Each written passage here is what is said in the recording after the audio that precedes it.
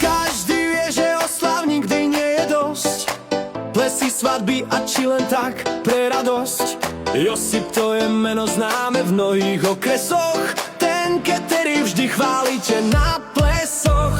Keď chcete mať zaručenú zábavu a nechcete prísť pri tom všetkom o hlavu. Keď chcete, aby sa svokra na vás